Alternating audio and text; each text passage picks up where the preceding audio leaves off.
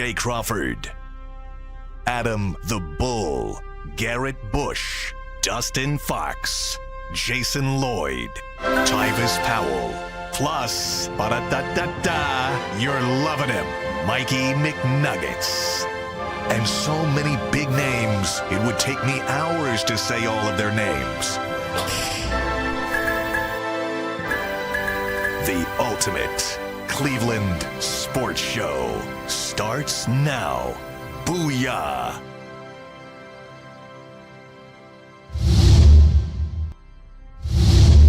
We launched at 11 o'clock. We had some sort of issue.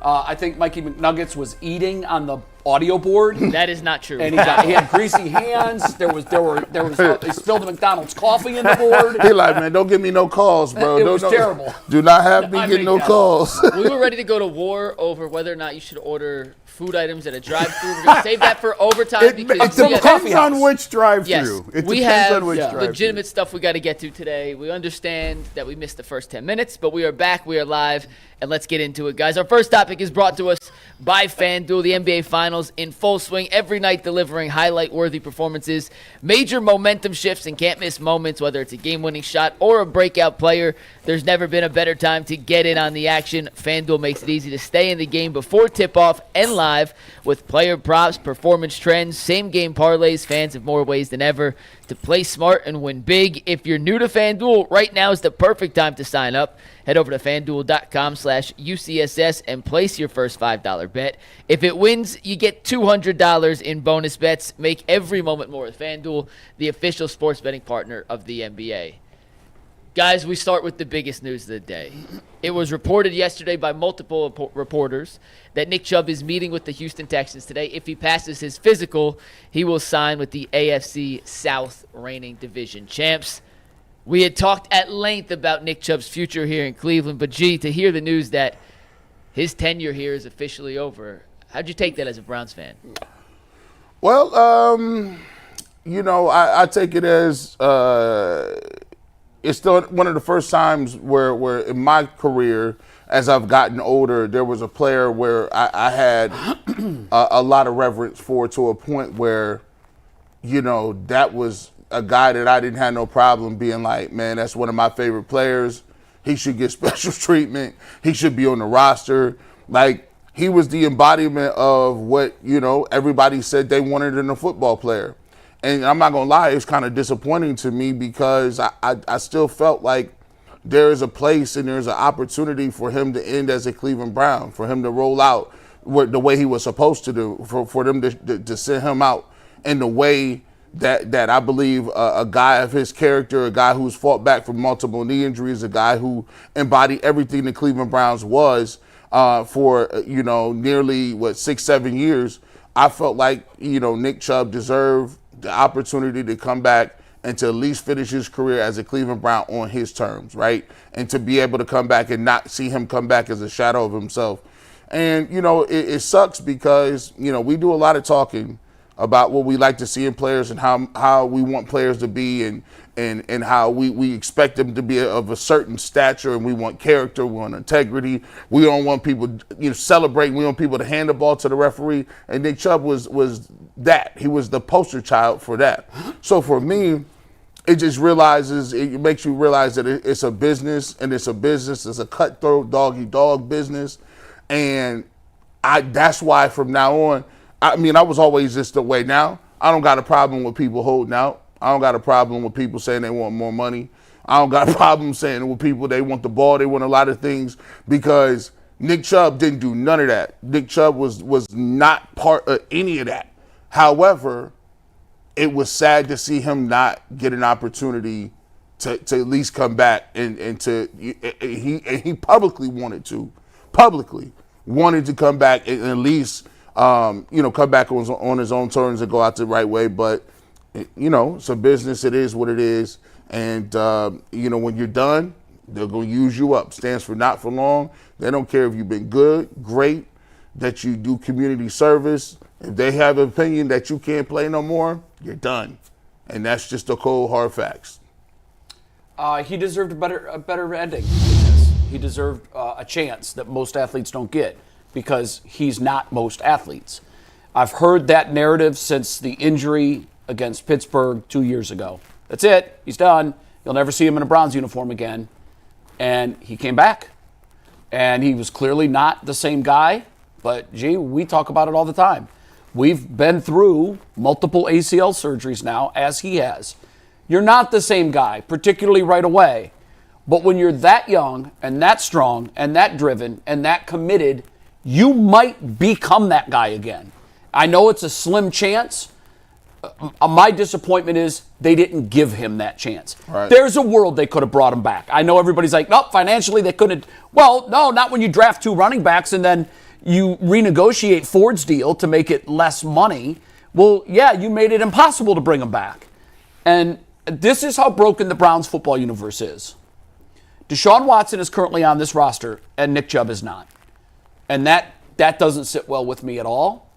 And I've never had a second favorite team. That's almost oxymoronic, isn't it? Yeah. But I always have had.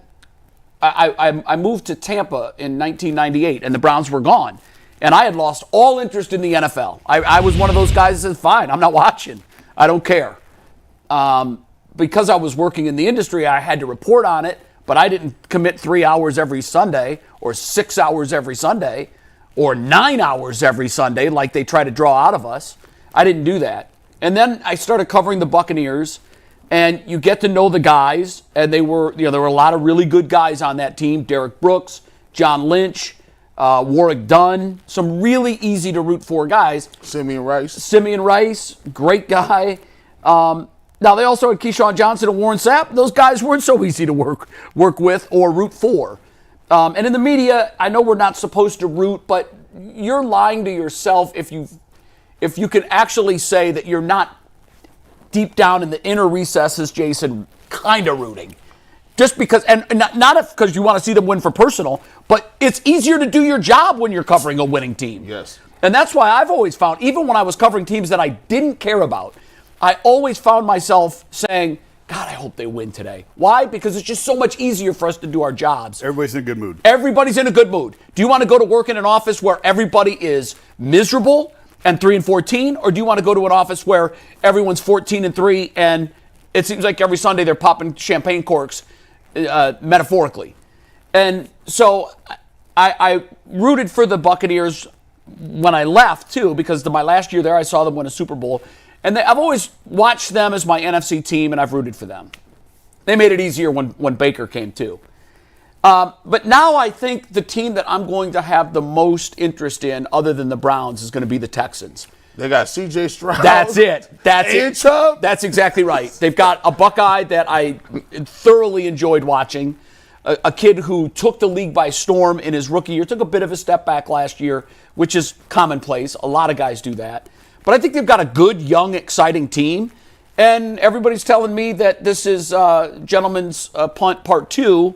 I'm not going to invest my whole fall into Gentleman's Punt Part 2. I'll watch them because I have to for my job. I'll root for them because it's ingrained in my DNA fibers. But my second team will be the Houston Texans, and I sincerely hope that Nick Chubb has 1,400 yards, 10 touchdowns, and takes the league by storm. Not because we can say to the Browns, look what you guys have done, but so we can say, good for Nick Chubb. If there's a guy that deserves it, it is Nick Chubb. Yeah, everybody's rooting for Nick. You know, it's hard to find those guys that everybody is rooting for success for him.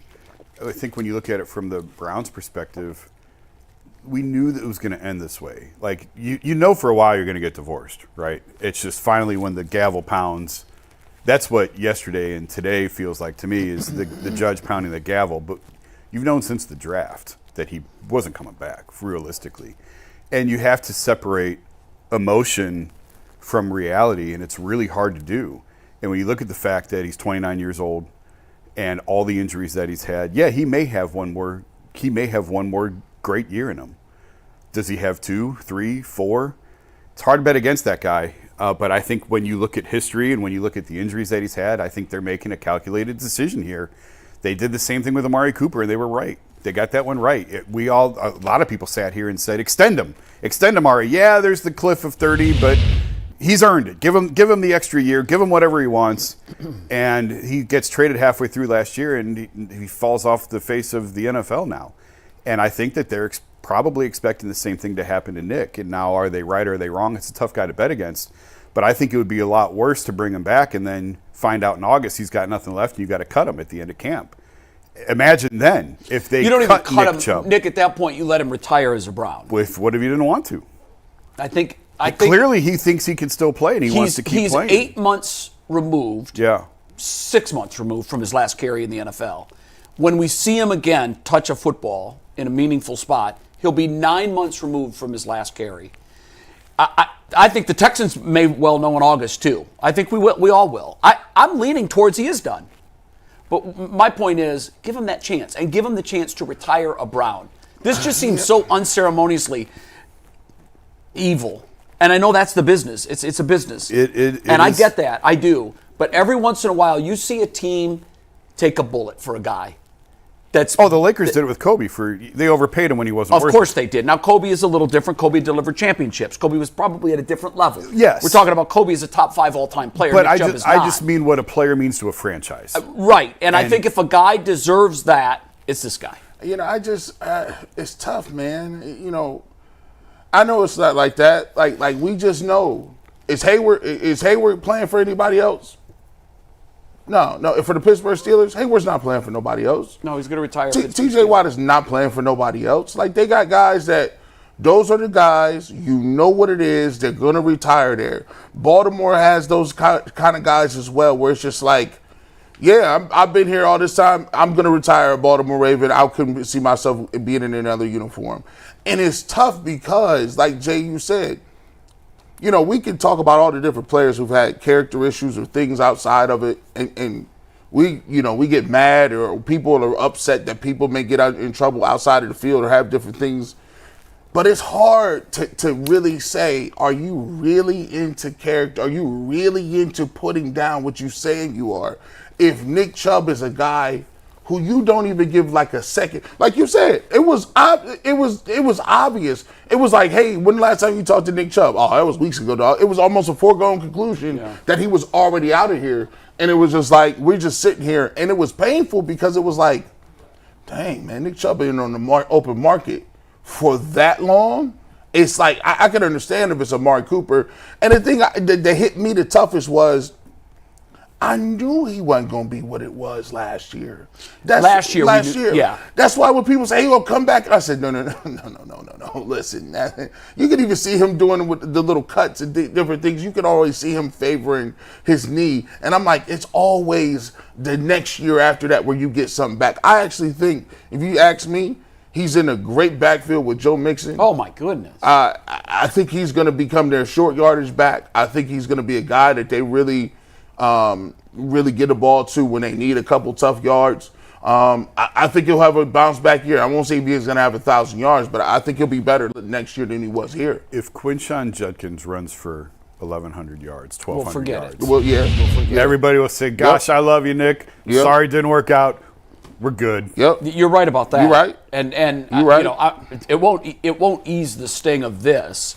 For me, it just make you a little happy on the other side. Well, here's the thing. If he could be a complimentary short yardage back in Houston, why couldn't he do that here? With Judkins going for 12.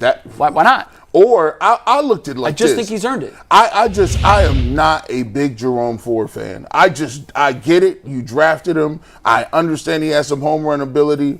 But I'm taking Dylan Sampson. You drafted him. I would take a backfield of Dylan Sampson, Quinshon Judkins, and Nick Chubb any day of the week. You got everything you need right there. But I get it. They want Jerome Ford. I just don't see it. Jay, we don't know what he's going to make, right? It'll be minimum. It'll be minimum for his. And so for me, because of that, if you were to take a poll of Browns fans, do you want Ford on this year's roster or do you want Chubb on this year's roster? That's a 90-10. That's a 90-10 98 to 2. Probably 98 to 2. Yeah. And here's the thing. Everybody tells me we're going to suck this year. So what? If we're going to suck, let's suck. No. Let's suck. Let's get the overall number 1 draft pick. Let's tank. Let's not gentleman's punt. Let's tank. And let Nick Chubb have one final year with the Browns and let him retire with a ceremony and a Nick Chubb day at the stadium, and he can hear the entire stadium stand and applaud for him when he's introduced on his last game of his NFL career. That's gone now. We don't have that opportunity.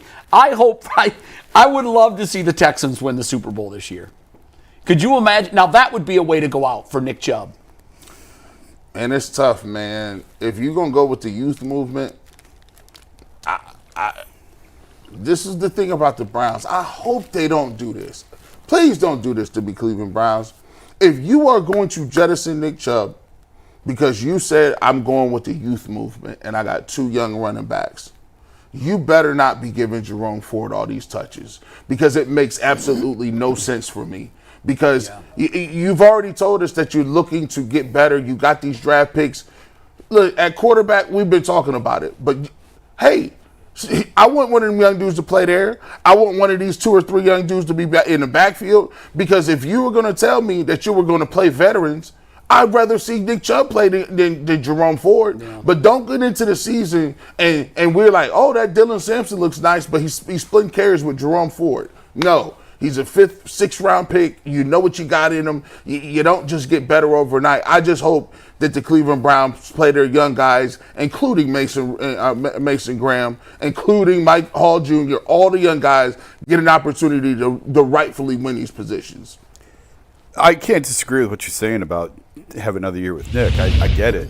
The thing I would say is Nick's 29 and Jerome Ford's 25. It could be 26 in September. Yep. And they're looking at this as... That argument makes sense if we're in contention for the AFC Central. Well, I buy that argument. Well, I also... But we're not. I think that I think this is a 1-year reset.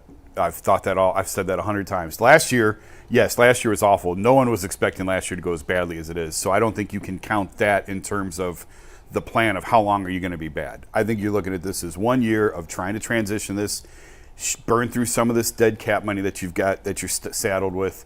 And when you come out the other side after next year's draft, Jerome Ford will be 26, about to be 27. Nick Chubb will be on the other side of 30.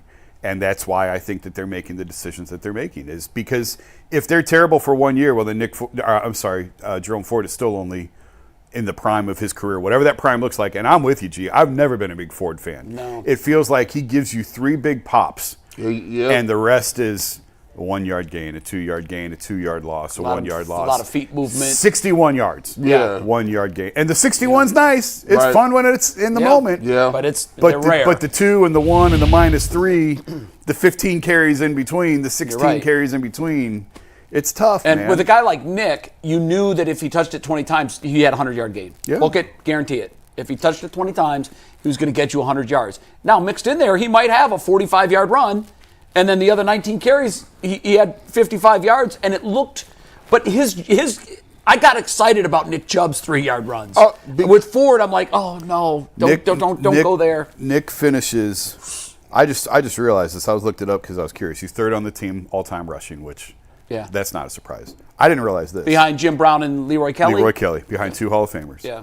His yards per attempt almost identical to Jim Brown. 5-1. 5-1. Jim Which Brown, is 5-2. It's one of the greatest of all times, by the way. Yeah, it is. I mean, you get 5 yards a carry, you're going to the Hall of Fame. I'll give you a difference real quick in Nick Chubb's 3-yard runs versus Jerome Ford's 3-yard runs. Yeah. You guys watched a lot more Nick Chubb than I did, but I've been here for the whole Jerome Ford experience, and I did get, even before I was in Cleveland, Nick Chubb would make 3-yard runs out of -3 yards. Yes. That's why I said that. It would go from poorly blocked plays to a 3-yard game. There was Jerome nothing Ford there, and he got 3. On 3-yard runs would be like, there's a gigantic hole to the right. Yeah, no, and you're running straight into the 100% back right. off. Yep, Nick turns 1-yard runs to 3-yard runs. Jerome Ford turns 5-yard runs to 3-yard runs. Yeah, all 3-yard runs are not created equal. And Nick Chubb, the most, I guess, the least recognizable trait that people just overlook is the fact that Nick Chubb had breakaway speed. You was not catching Nick Chubb like that. Like, I remember he weaved through the Cincinnati Bengals defense, and they got 2 guys in the middle of the field, had an angle on them, and he was like, nope, I'm going to catch you guys later. Yep. And then they tracked him, and it was one of the fastest, miles per hour tracking that they had on ESPN when they talked about it. He always made the first guy miss. He had breakaway speed. His stiff arm was nasty work. I mean, he had everything you wanted. And on top of that, he's just Never too high, never too low. Just an Nick all-around Chubb doing the thing. winner, champion, human being. And the reason I hear what you're saying about this is a reset. Yeah. And to me, that just gives more credence to the notion that he should have been here, that he could have been here. And it would have been okay. So what? We're projected to win 3.5 games. What's the over/under from Vegas? 4.5. Okay, that's pathetic. That's pathetic. We can. Okay, so we win. And here's the deal: if he's really bad and we're stuck with him, he gets to finish out his year here. He gets his swan song. He gets his goodbye, and that might be the highlight of an otherwise miserable season. Yeah. When we don't even have that now. We have a miserable season to look forward to. And a losing season. And I know the coaching staff and the front office like, well, we're not resigning ourselves to that. We're going to work hard every day, and it's our intention to win every single game. Great. Wonderful. Not going to happen. I don't take this the wrong. I now don't want to see any old people in the team. If you are over the age of, if you're 25 and older, and your name is not Jerry Jeudy. Oh, my God. If you're not Jerry Jeudy or Denzel Ward or Myles Garrett, I do not want Antonio gone. Well, listen. Garrett gone. No, offensive linemen, I don't count them. They're just up there like grazing like cows. Okay. We got a lot of caveats already. Yeah. If you're a skills guy and you're over 25. Actually, just break it down. I'm talking about quarterbacks and running backs. I don't want to see no old people. I want to see young thoroughbreds. I want to have something. Because guess what? If you taking L's and Kenny Pickett is throwing the football and Jerome Ford is in the backfield, that's nasty. I do not want to do that. How are we going to cover Kenny Pickett and Jerome Ford? I don't know. It won't be fun Mondays if that's the case. I'm going to send it right back out to you guys, but I got to sneak in a quick word from Buckeye State Credit Union. If you haven't heard of them, let me introduce you to your new favorite financial partner. Buckeye State Credit Union is a local institution offering everything from checking accounts to home equity lines of credit and auto loans with some of the lowest rates in Northeast Ohio. Their Cleveland branch is in Shaker Heights, which is one of 5 locations across the state, making it easy to find one near you. But even if you can't get to a branch, don't worry. They have digital banking throughout, making it simple from anywhere. What sets Buckeye State Credit Union apart? Well, they make banking personal and convenient. At Buckeye, their focus is you. The core values are connect, simplify, and adapt, guiding everything they do, bringing people together, cutting through the clutter, and they're innovative. To learn more, visit buckeyecu.org. Buckeye State Credit Union, your money simplified. Jay, when we look back at the Nick Chubb tenure, what was your favorite moment? What's your favorite memory of Nick Chubb's story tenure here with the Cleveland Browns? God, there were so many. And I don't remember which play it was when Jim Donovan gave the Chubba Hubba. What do you guys remember what run that was? Oh, gosh. It was a long breakaway run. Yeah. No, I don't, off the top of my head. I think it's more memorable to me because of the way Jimmy called it. I think with him. It was against the Ravens. Okay, the Ravens. I think with him, Mike, and I thought about this when I saw this last night on the rundown, and instead of like really digging into the archives and looking at old game footage, I could have come up with one. But with him, it's Nick Chubb. I don't know. It's like he's an entity. He is class. He is professional. He is courteous. He is determined. He is hardworking. All of the adjectives that you would write down on a piece of paper for the man you would want your son to become or the man you would hope your daughter would marry. That's Nick Chubb. That's Nick. My daughter knows nothing about football, okay? Zero? Zilch. Zilch. If I gave her a quiz, she'd probably get an F. That is crazy. She lives. Is that possible? She lives in her own world, then. And yeah, I mean, she just had her own interests, and she'd walk in the room, and Corey and I would be screaming, and veins popping out in our neck, and she would look at her mother and say, "These guys are crazy." It was against the Nothing Falcons, in life not the Ravens, moves me to that. Falcons, not the Ravens. Falcons, okay. And when she was producing Good Morning America, she called me one night, and she said, "Dad, Nick Chubb's parents are going to be on the show tomorrow." And the only reason she knew Nick Chubb is because otherwise she wouldn't have known him. It's because that her father and her brother were diehard Browns fans. And she said, I'm throwing the packet together now for George or whoever was doing the interview. Maybe it was Michael Strahan. And she's like, I'm really excited to meet them because I've heard so much wonderful things about him. she got a chance to meet them in the green room before the actual interview on the show. And she called me after the show and she's like, Dad, I'm not exaggerating. This is going to sound like an exaggeration. They are the two nicest people I've ever met in my entire life. They are, and I said, of course they are. I've never met them, but they reared Nick Chubb. Like that, I would have expected. First of all, Chubb grew up in Chubbtown. Yeah, he's royalty. That's crazy. And I mean, his grandfather or great-grandfather, whatever it was, he's a direct descendant of the person that founded the place.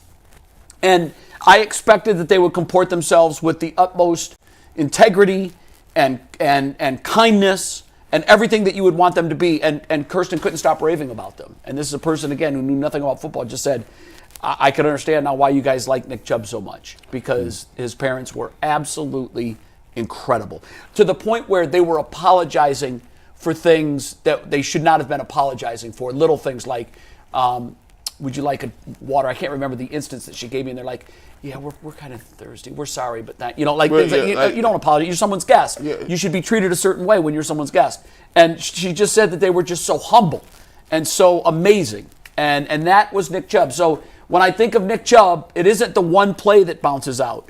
It's the videos of him lifting weights. And he never told us how much he wanted to be great. He showed us how much he wanted to be great. Man, I'm sorry. We don't even got interviews like that with him. I can't even. I know. I don't. It's messed up because I don't got no like you said. You have all these memories from high school and you like it's on VHS and I can't transfer them over. So now I'm in my head. I'm like, why wouldn't we get in these Nick Chubb interviews? Why? I think it's because Nick shies away from all of it. He didn't like talking. He is not a self-promoter. Now think about that. In today's, he's a superstar. I mean, he's not good. He didn't play at a superstar level last year, but in his career, Nick Chubb was considered a superstar. And Nick Chubb that's why it's so antithetical to what superstars are and what they do.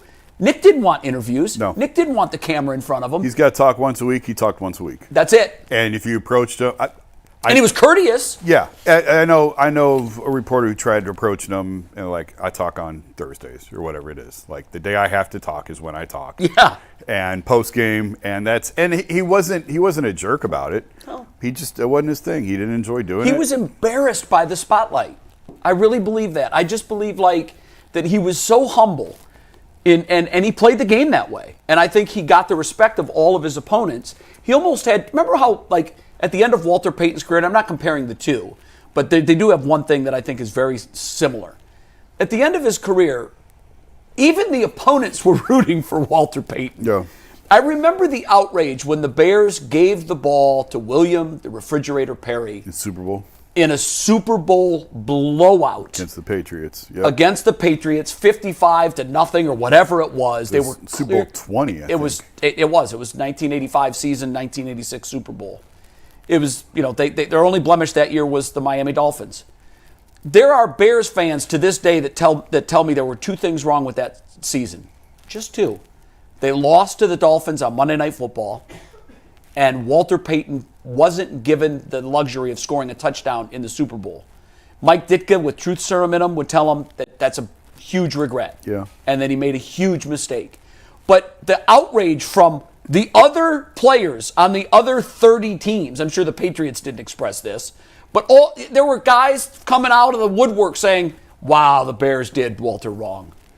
And I think Nick has a similar level of respect, maybe a tick below that, but everybody in the league, if you talk to them, they all tell you, yeah, I love that guy. You know what? We want him on our team. Jason, I think for me, man, I wouldn't even say the favorite memory. I just think it's sobering because this is a hard lesson to swallow in terms of windows.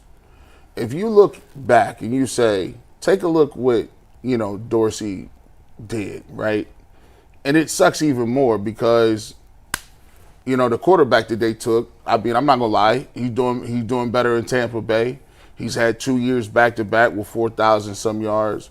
But if you take a look at what we had when we was tanking and losing them games and stripping it down to the studs and the bare minimum, and you get Denzel Ward, and you get Myles Garrett, and you get Nick Chubb, and then you have Baker Mayfield, and you have Jarvis Landry, then you make the trade for Odell Beckham, and One then playoff win. and then you got Batonio, and your offensive line is universally known as a top 5 offensive line.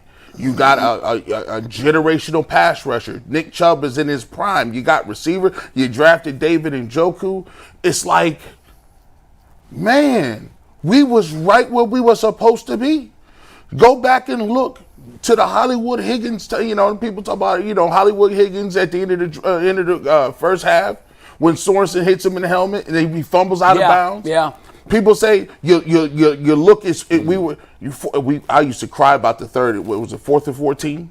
Yeah. Where you let the backup. Mahomes is out of the game, and to me, you look. That was the ball game too. Ball game. If we get him off the field there, the game's Ball game. over. You can't tell and me we're what going the to the AFC Championship game. And you come to you fast forward all the way to the day, and now we had another reset. Yep. Windows are funny that way. That Windows is wild. Like we're talking about new running backs. Myles Garrett tried to get up out of here. It seemed like Jarvis and Odell played here thousands of years ago. Now we have no receivers. We got one receiver and a bunch of guys, and you're trying to find a quarterback. And it's like, to me, I always say these windows. People say we got a window. Windows are very fickle. Ask the Oklahoma City Thunder, the first Thunder team, with Harden, Durant, Westbrook, Ibaka, and everybody. But they win no championship. So for me, it's just like, it's sad to see it almost, I feel like, and I didn't even talk about Kareem Hunt. At one point, you had 2 of the top 5 running backs. Yeah. And I just feel like we just didn't get enough for it. To make it worse, the one thing that always gets me like a little where I need Pepto-Bismol or I need to throw up is when I think about the fact that Joe Thomas, Myles Garrett, and Nick Chubb were on this team. Those guys are going to wear gold jackets. Does anybody disagree with any of that? Chubb. Joe Thomas has his. I think Chubb has to do. Chubb's got a little more work. See, yeah, I think Chubb's borderline. I don't know because the 5.1, that is the number for running backs. If they give him the Gale Sayers, this guy was dynamic. What did Gale Sayers average per carry? I bet it wasn't 5.1. Oh, I think there's only 2 or 3 guys that have ever averaged over 5 yards a carry for a meaningful number of carries. Gale Sayers played 5 years. Five on the dot. Okay, and played 5 years. Nick Chubb I believe he played 5 years. You might want to double check that. He had 5 seasons where he played more than 2 games, yeah. Yeah. Unless they say his career was ended by injury, cut short. Well, Nick, I think no one's going to argue that. When you juxtapose his career length and you show that hit that he took on his knee, like... To me, Terrell Davis is in the Hall of Fame. Yes. Terrell Davis had a very short career. Very. And I believe he would have been right around and maybe even above 5 yards per carry. Terrell Davis was 4.6. Okay. He has 70. about 1,000 yards the more difference than, with Terrell Davis is he won Super Bowls. Right. And he had more yards. How many Terrell Davis have? 7,600. Chubb has about 68. So he needs 800 yards to surpass Terrell Davis.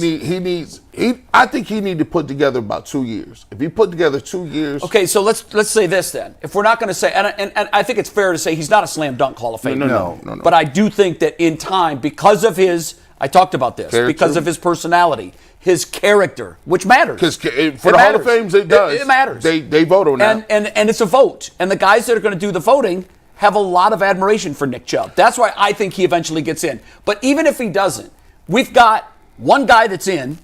Myles Garrett is absolutely going in at some point. And I think Nick Chubb is, at best, for me, if you want to call him a borderliner, that's okay.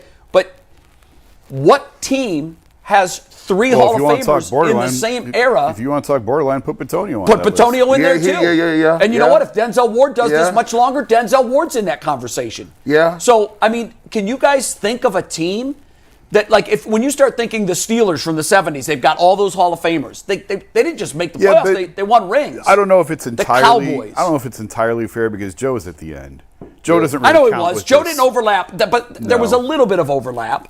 And I do get what you're saying, but like you're going to have guys that played on the same team and had 1 playoff win. Yeah. And that's such an indictment Yeah. when you look, and it's to your point of the window, I used to think that the window was really, truly cyclical. That's the way Pete Rozelle, the former commissioner many years ago, kind of set the league up to where you were really good for a stretch, and then 7 years later, you were not so good, and then 7 years later, you were really good. So it looked like a wavelength. Well, we know that the Steelers define that. They're always here. The Browns define that. They're always down here.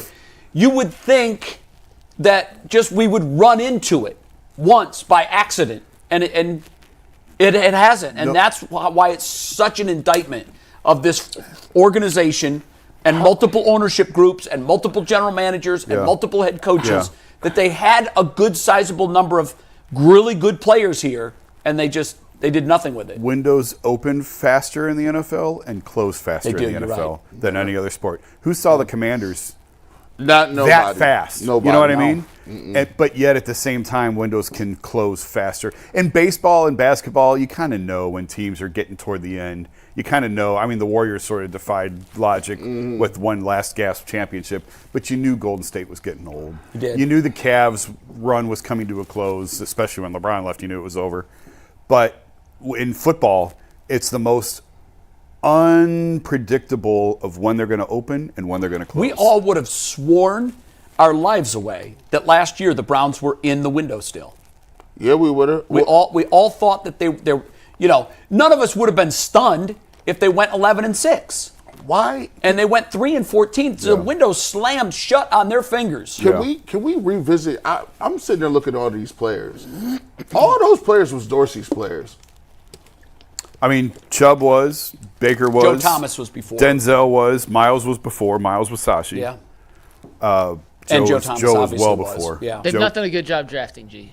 This current regime No. has not, I'm looking like That's why I keep saying it, that this man has this year is a free pass year.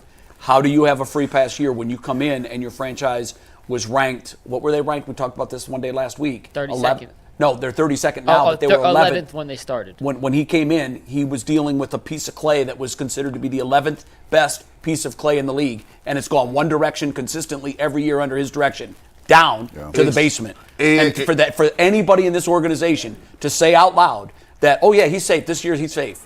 I'm sorry. And it started with his first draft pick. Joe Thomas retires, right?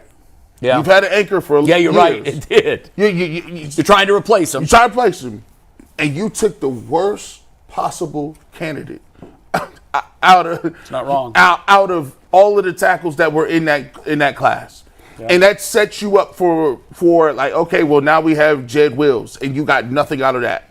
I can't. There's very few guys that have been impact players, and for me, that's why I was watching Jim Schwartz talk about it. Hey, look, Jim, he was saying something about Mason Graham and how he's used to blocking and trying to keep linebackers free in this little adjustment period. He going to have to learn on the run.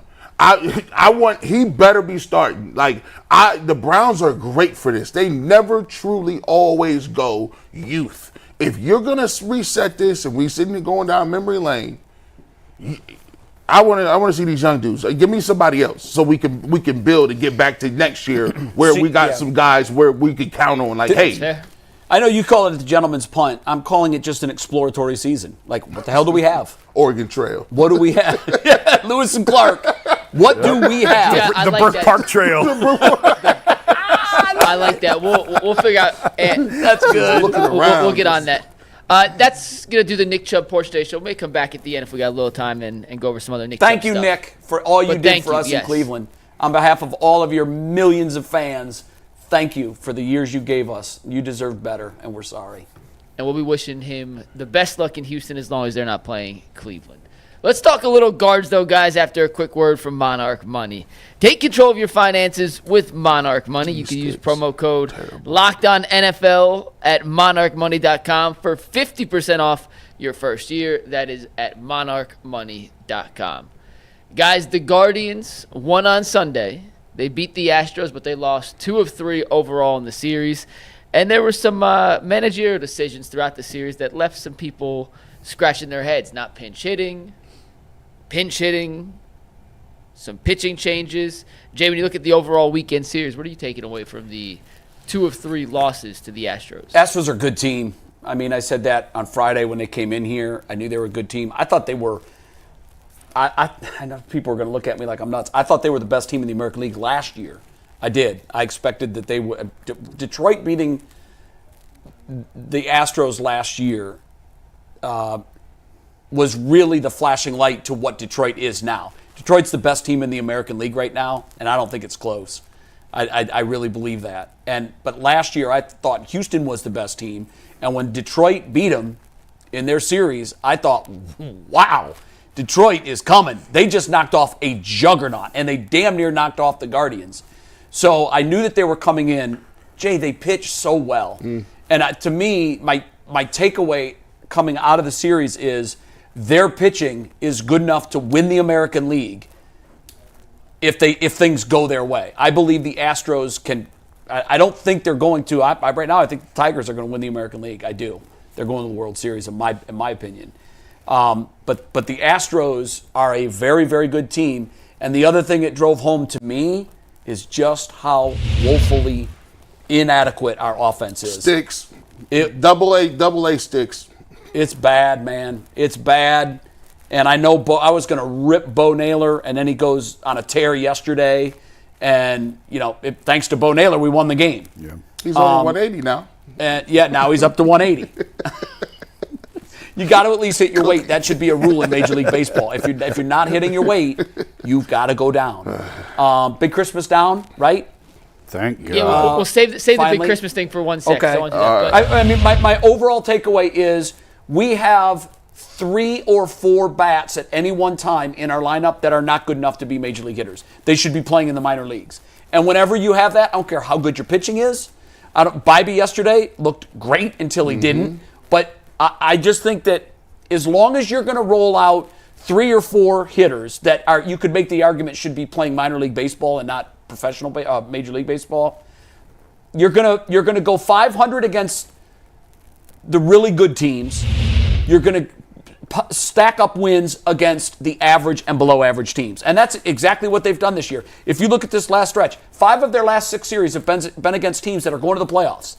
5 of their last 6. You won't see another run like that, and really, they're pretty much 500 over those games. They are, and that's why I agree with everything you're saying. The lineup is just not good enough. But I remember sitting here when we showed the schedule, and I think they were 6 out at the time. And I said, man, by the time you get through the Yankees and the Astros, you might be 12 out. Yeah. And they're not. They're 7.5 out. So you survived a brutal stretch. I think they went 8-8, in their last 16 games against some really tough competition. 5 of the 6 are going to the playoffs. You know what? If you separate, remove how you got there, look at the 16 games you just played against the Tigers, the Yankees, the Astros. If you tell me at the start of that they're going to go 8-8 and they're going to lose a game and a half in the standings, all right, I'll take that. I'm with you. So that's why it's so hard, because this team just drives you crazy. They do. When you look at some of the holes in the lineup and you think, how is it possible? You know what's worse for me? Caglione had 4 hits yesterday with the Royals. Yeah. Look, boy. It was the debate of the draft. Boy. Is it going to be Caglione? We had all or is it going to be Bazan? We had all them dudes on here. Yep. It was Condon. Not necessarily Caglione. No, Caglione was the other one. Caglione was in that conversation. Caglione was in the conversation. He was absolutely in the conversation as the number 1 overall pick. J.J. Weatherholt was in the conversation. It was mostly... It was 5 guys. There were 5 guys. Condon, Bazana, but they were all... Because it's written somewhere. I don't know. Can someone find the doctrine where it's written we always are going to suck at right field? I don't know where that was written, who said it, who proclaimed it. Maybe Manny Ramirez did when he left. Right, that's the I last don't know one. who said it, but he was the last good. I wrote some names down. I want you to explain Shin Soo Choo doesn't do it for you? Nope, didn't do it. He was all right. He was He okay. had a couple years. He was okay. A couple years. But Jay, I need you. You're the investigative reporter. I need you to do a piece, okay? I'm going to name some names, okay? Where are they now? Bradley Zimmer. Oscar Mercado. Yep. Oscar Gonzalez. Yep. Big Christmas. Yep. Oscar the Grouch. Yandy Diaz. Nolan Jones. Will Benson. Now. Those are recent. We can keep going. Oh, there are many more. David DeLucci. But no, here's the reason I gave you those names. Kareem Garcia. At one point or another, all of those names had success. Lonnie Chisenhall. Had success. What happened to Oscar Mercado? What happened to Oscar Gonzalez? The league exposed them. They got scouting reports on these Okay, guys. so you're taking me to my point. Why do we keep finding guys? That's mine. I left it here.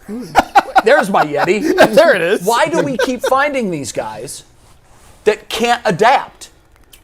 These guys could not adapt. I mean, don't limit that to right field. You can go to center field. You can go to shortstop. I know, but at least at those positions, we've had success. Scouting. What is it about these guys that they cannot figure it out as the league has figured them out? It's a Rubik's Cube, and it constantly moves, and you're scouted, and the advanced scouting now is ridiculous. And if you have a hole in your swing, they're going to expose it in 40 at-bats. That's how quick. It used to take a year. Now it's 40 at-bats. Yeah. Okay, so all of these guys, at one point or another, we thought was the answer. Oscar Mercado, wow, he's going to be a stalwart in center field for years to come. Oscar Gonzalez hitting big postseason home runs. I thought he was going to be the truth. SpongeBob, he was a crazy. Yeah, the but truth. he was always. I put him in the Noel category of they were always sort of I know, treacherous but about what him. I'm saying is they all had moments. They all had moments, yeah. And a lot of them had big playoff moments. Christmas had a huge playoff moment last year. Yes, he did. Gonzalez, before there was a scouting huge report. playoff moment. Now, Yandy Diaz, we gave up on him, and look at what he's turned into. It's messed up. This guy's an all-star. We gave up on Nolan Jones and then got him back, No, and he's now. here's the thing. There's some sort of, that's why I said there's a doctrine somewhere written. Well, okay, here. Nolan Jones was here. We get rid of him. He turns into a ball player. We bring him back.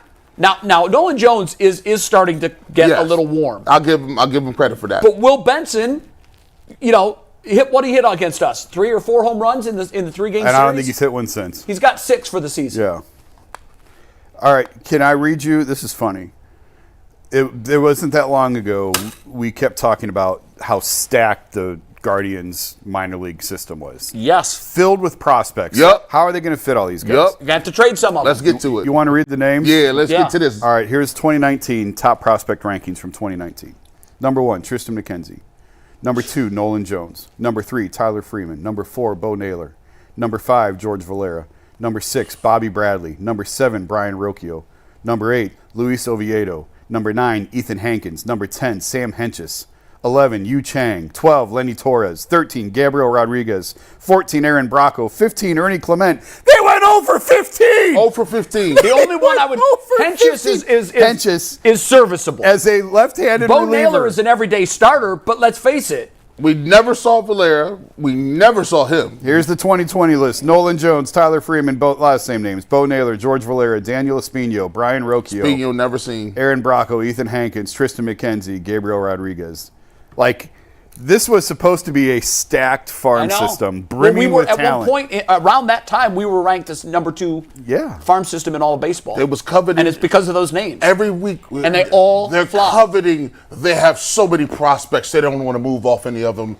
They have a war chest of talent. They couldn't decipher who to build around and who to trade, because it turns out none of them were any good. That's why they couldn't figure it out, because they missed on all of them. Can I ask you guys a question real quick, and then I want to get to the John Kenzie Noel stuff in a sec. Did you guys have any issues with some of the things Vogt did this weekend? He didn't pinch hit. Yep. Nunez against the lefty had Nolan Jones on the bench. He took He had a Nolan chance Jones out and pinch hit John Kenzie Yes. Noel. That didn't work. He let Bo Naylor on Friday. They had Will Wilson. I'm drawing a blank on his name. He hit with the bases loaded, no pinch hit. It's just I know Vogt's done a very good job, manager of the year. Yes. It's one series, but there were some decisions this weekend I was like, I've seen that throughout this year. Not a lot, but this weekend there were some glaring. I'm like, what are we doing here? Why are we trotting up a 170 hitter in a spot where, it's just, there was, I think it was Friday night's loss at the end of the game, or maybe in the 8th inning, we had a rally going, or this might have been Thursday. They all run together. And you had an opportunity to pinch hit for, I think it was Jones and Naylor who were hitting back-to-back, and he didn't pinch hit for either one of them, and they both made outs. Rally over, game over. And I know we're microman. It's so easy to do that because we have the benefit of the results. Didn't work. and we're probably not going to praise him for very long if he would have put a pinch hitter in there and he got a base hit. But I don't know, Jay, there are things that I'm questioning this year about Stephen Vogt that I never questioned last year. Am I alone? No, I think the honeymoon is probably over. That's natural. And you're going to go through stretches where, Vogt loves to play matchups. He loves to right on left, left on right in terms of batting. But there were some that demanded this weekend that he make matchup-related changes, and he didn't. Yeah. I'm just excited that they got rid of – can we talk Noel? Let me do a read if we want to go Noel. G, any thoughts on Vogt before we go to Noel? Man, I think he's an excellent manager. I do too. It's just, I do too. It's just when you win close games, you look like a genius. When you lose some of them, I get frustrated. I get frustrated sometimes with some of the platoon matchups and some of the pinch hit decisions. Now you know what? He's suffering from what Tito suffered from. He's got to lay awake at night saying, "This is the best my front office can do." Well, that's in saying some of the stuff, I sort of feel like the Cavs against the Knicks in that playoff series where everyone's screaming for JB Bickerstaff to make changes. I'm like, guys, what do you want him to do? Look at the bench. Jetty Osman. Who are you going to put in? Yeah. Jetty. Yeah. Yeah, and I think there's some of that with this. Last year he didn't have to think that because Guard's ball was running him to the top of the division, and they wired it, and it was a magical season.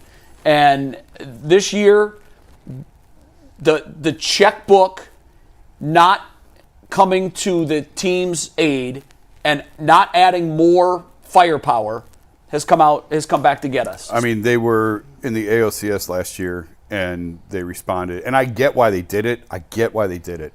But you go to the ALCS and then you trade Naylor and you trade Jimenez. Now, it could work out in the long run. Naylor's still having a pretty good year. Yeah, right? he is. And I get why they made the moves. I totally understand. But to not capitalize on the momentum of the city and the fan base and to make those moves. Yep. Jimenez brought them Ortiz, and Jimenez has been a disaster in Toronto after a hot start, and Ortiz looks like he could be a starting pitcher here for the next 5 years. Yeah. So I get it. And at the time, I totally understood moving off the future Jimenez money. And had he still been Naylor here, trade, that contract we got would be a Slade disaster. from Ciccone from Arizona. I really like what they've seen out of Ciccone. He's been tremendous. And to be able to get an asset like that for Naylor, sign a comparable player in Santana. Naylor's better than Santana, but to sign a comparable player and create an asset out of nothing, I totally get why they did it.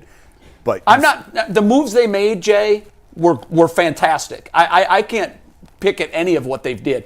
I get it with Naylor, why they had to move off of him. I get that. And the same thing with Jimenez. Jimenez had a 4-leaf clover year and then turned back into what he was. I get moving on from him. I think they overachieved with what they got back for both of those guys. They got back great starting pitching that's helping the team now. Which is really difficult to find. We'll see. I know. 2 years from now, my we may argument, have a different Jay, view. is that the owner isn't writing checks for free agents. Agree. And that's it. The other teams are doing that and we are not. And what happened in the span of one offseason, we've watched the Tigers catapult the Cleveland Guardians. It doesn't help when you have guys like John Kenzie Noel, who you were counting on, take a giant step back. We're going to dive into some of Noel's struggles after a quick word from FanDuel. The NBA Finals are happening right now. Game 2 happened last night. The Thunder with a dominating performance. It is now 1-1 heading back to Indiana. And if you want to bet on Game 3 of the NBA Finals, well, FanDuel's the place to do it. FanDuel makes it easy to stay in the game before tip-off and live with player props, performance trends, and same-game parlays. Fans have more ways than ever to play smart and win big. If you're new to FanDuel, it's the perfect time to sign up. Head to FanDuel.com/UCSS and place your first $5 bet. If it wins, you get $200 in bonus bets. Make every moment more with FanDuel, the official sports betting partner of the NBA. So we know the news that happened this weekend. John Kenzie Noel was sent back down to AAA. They recalled Jonathan Rodriguez. We did this last week. I showed you some of the stats, but in case you guys missed it in overtime, these are John Kenzie Noel's ranks among 307 qualified hitters in Major League Baseball this season. If you haven't seen them, you may want to shield your eyes because these are pretty rough. He ranks 306 out of 307 in batting average. He ranks dead last with a 392 OPS. He ranks 303rd in slugging percentage. His walk to strikeout ratio is tied for the absolute worst out of 307 qualified hitters. And I don't even know what F4 is. I texted Bull and he said it's a decent analytic that gives you a big picture of how a player's performed in the season, and he ranks 301st out of 307. So it's pretty easy to see why the Guardians made that move. My question for you guys is, can he be fixed? Can it be salvaged with the stint in Columbus, or has the league kind of found out what John Kent You don't Noel even is? need all those numbers. His chase rate is almost 50%. It's And that's horrendous. And that's what I was going to hone in on right there was the walks. He's 300. He's last, dead last, correct? In Walk to walks. strikeout ratio. Walk yeah. to strikeout ratio. He chases chases pitches pitches out he of the needs zone. to spit on. Yeah. And I remember hearing baseball guys when I was 18 years old say the one thing that they look at in young hitters, the one thing is, do you have the ability to recognize strikes and spit on balls that are on the fringes? If you do, and you've got the other skill sets, you're going to make it. You can make it. But if you're chasing pitches on the edges, you are done. And I think it's burned into his DNA. He knows that. Every time he goes to the plate, he tells himself, I'm not going to chase pitches that are low and The out. scouting report on Noel should be don't ever throw him a fastball. Why would yeah. you? Just don't throw him a Why would you? fastball. And you know what? Don't throw it in the nitro zone. If he- Live on the edges and outside, and you're going to strike him out, and you're done. If he gets 2 strikes, it's almost a 99% chance it's a wrap. Like, you can see it spinning in his head. You could throw him a breaking pitch that's 5 feet off the plate, and he's gonna swing.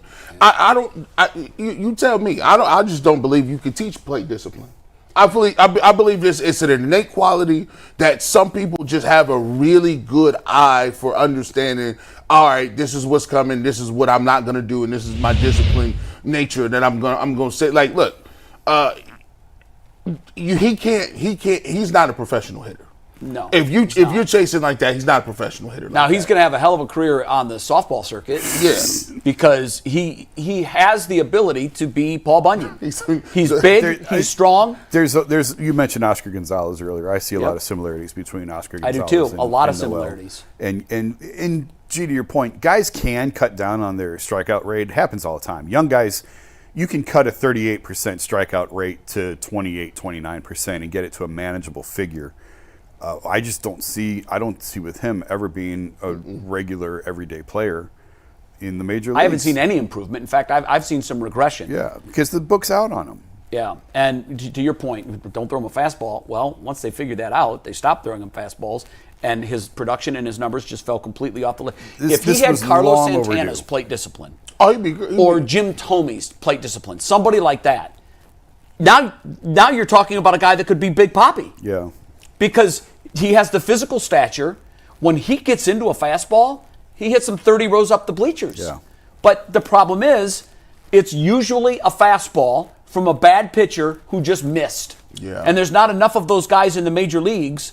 And now that the book is out on him, if you throw him a fastball, you deserve to get the ball taken out of the yard on you. Am I missing something? Listen, these averages look, and I know this That's isn't baseball today. I know this isn't the 1990s, early 2000s where guys is hitting 330 or 340. I mean, but guys are in the 180s. He's batting 146. No. Now, I heard Rick Manning say something the other night that I agreed with and disagreed with at the same time. Rick said, look, he's struggled like this because he's not in the lineup every day. He's got to be in there every day. Well, yeah, but this is like a chicken or the egg thing. Right. What comes first? Getting the honor of Yeah. being an everyday player, or producing and proving that you can be an everyday player? And the reason I would say I agree with that premise. If you're coming up once every 3 days and getting to see hitting, and maybe it's in a pinch hit role, it's really tough for you to do it. But at the same time, what we've seen of him this year, you can't make an argument for this guy playing every day. The way that they teach hitting now is so different than it was 10, 15, 20 years ago. Obviously, because of my son, I'm like in this world now. First of all, the uppercuts. Yes. I don't want to put it all on Teacher Man. Like, if you want to do a deep dive on YouTube videos, go to Teacher Man. Aaron Judge's personal hitting coach. This guy has made a lot of money off Aaron Judge by Yes, he claiming. has. And I remember talking to a Guardians player, I won't say who, at spring training in Arizona last year. Is like, listen, Aaron Judge made Aaron Judge the hitter he is, not this. Yeah. But the way that this guy's getting all the credit. But the way that you snap. I see dropping down, hit the and catcher, you're swinging up. hit the catcher on the helmet, Yep. on the top of the helmet, it. and snap and twist. And the way that they're teaching hitting now is so different than it was 15 or 20 years ago. It is all about launch angle. And what happens is you change how long the barrel is in the strike zone. So you're not going to, high fastballs are really hard to get on top of when you're going like this. Yeah. So it just, the whole, I'm fascinated by it just because it's the world I'm in right now. I'm like really deep into a lot of this stuff. Yep.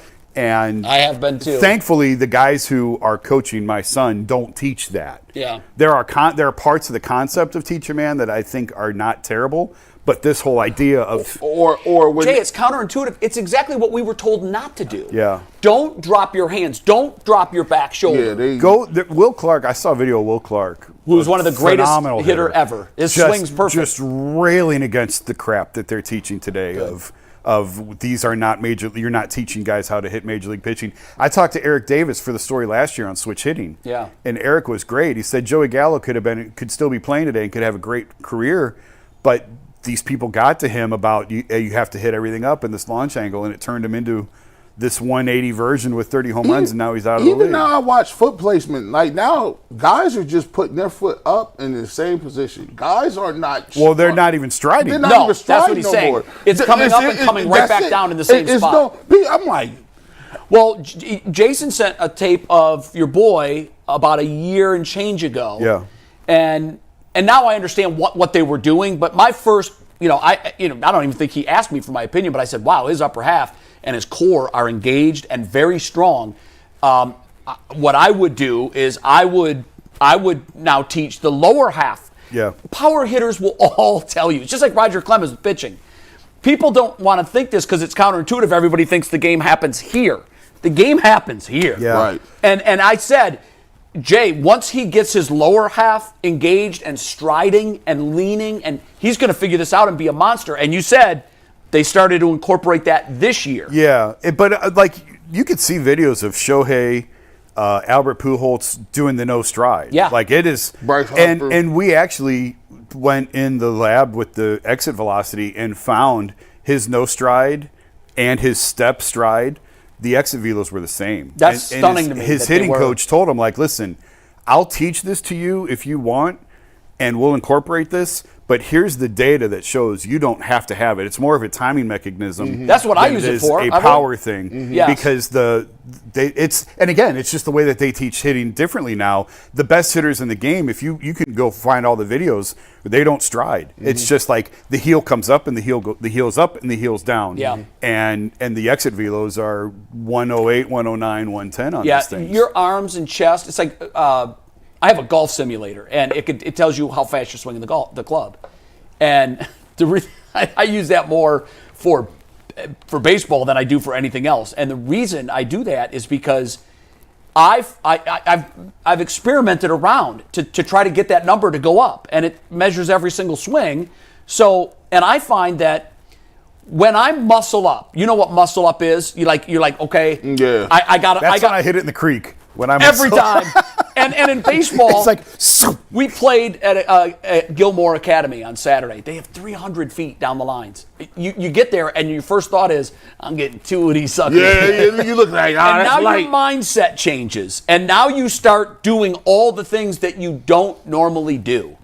And inevitably in baseball, I'm sure you remember this from when you were hitting home runs, most of my home runs I ran into. I didn't go up there with the mindset and say, okay, I am hitting one out this time. You don't feel I've never anything? done that, by the way. It's almost, I think it's impossible. It just, you know what? This is a big spot. I'm going to try to take him the other way here, or I got a pitcher that I'm seeing really, really well. I want to barrel it up in the middle of the ball. Next thing you know, you're circling the bases, and you're like, wow, what happened? It's intoxicating. The harder you try, the worse you do. You're just trying to find what you want to do up there, and then when you hit it, it's like I didn't swing hard. I know. It just jumped off the barrel. Everything felt great. My legs were, and then you're running around the bases like, this is the greatest feeling in the world. I need 5 more of these. It's a drug. And then you figure out, no. You can miss it by this much. And as a matter of fact, you struck out 2 times after that. It's hard, man. It's a very frustrating sport. The one thing I will say, I agree with you wholeheartedly, but you know what?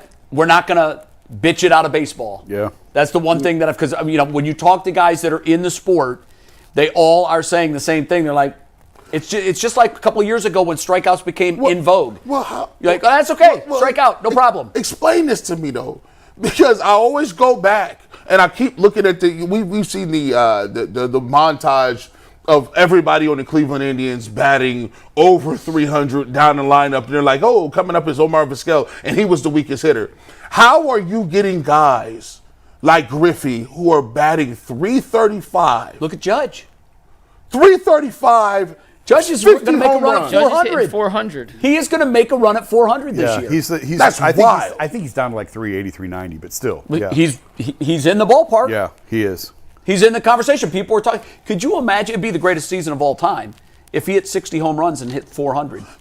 Like, you're literally talking about, there it is. Yeah. That is the holy grail. Because guys have hit 400 and guys have hit 60 home runs. It might still 50 bases. Guy is one of one. And I get angry too when I see his videos. I'm like, bro, show us your other 100 clients that aren't Aaron Judge. Because you've got them. Who aren't 6'6", 240.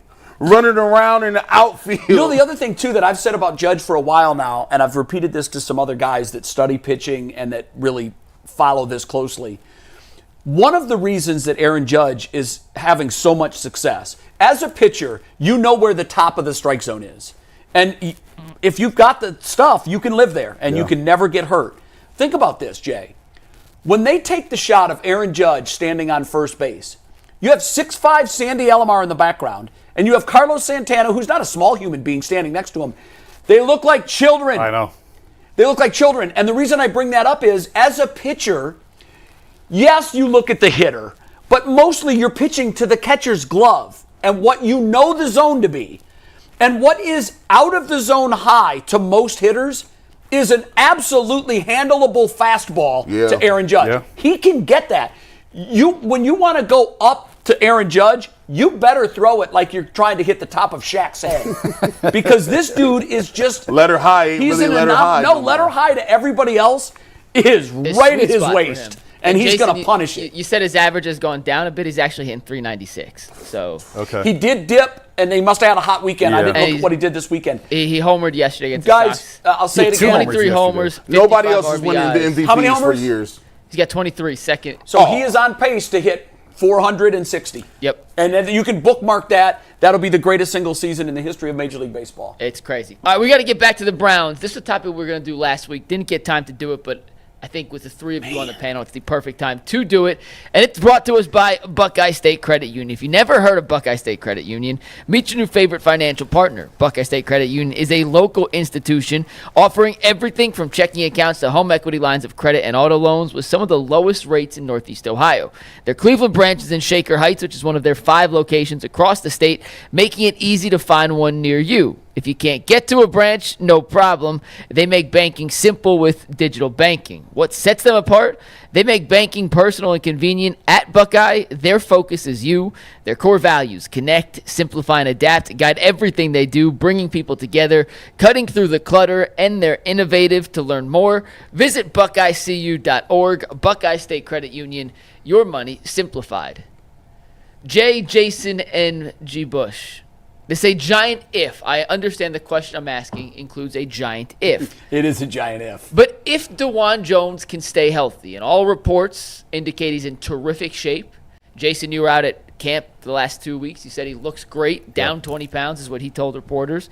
If Dawand Jones can stay healthy, what's his ceiling at left tackle? Jason, you want to kick us off on that? Ceiling at left tackle is he just solved the Browns' problems for the next 15 years and will probably make a couple Pro Bowls along the way. Like, I think he's that good. The question with Dawand Jones was never about talent. It was always about health and weight. Can he keep the weight off? Can he keep it at a manageable number? And can he stay healthy? Because human beings are not supposed to be as big as this man is. So you worry about joints. You worry about knees and ankles, obviously feet, stuff like that. So if they can keep that weight under control, obviously keep the weight down, take some of the pressure off the joints, and he can stay healthy, he can be the Browns' left tackle for the next 10 years. There's no question in my mind. It's just those are giant ifs. But I mean, he needs to get better in run blocking. Okay, fine, he can. If he can handle the weight part, he can get better at run blocking. Like the weight for me, I believe the weight is harder for him than improving as a football player. His pass protection is excellent. I don't think there's any question about that. And so it's all the tools are there to be a really, really, really good left tackle in this league for a long time. And we've talked about the problems that this team has had drafting with this current regime. If you turn a 4th-round pick into your franchise left tackle for the next 10 years, that covers a lot of the other blemishes that they've had. But these are giant ifs that we're talking about.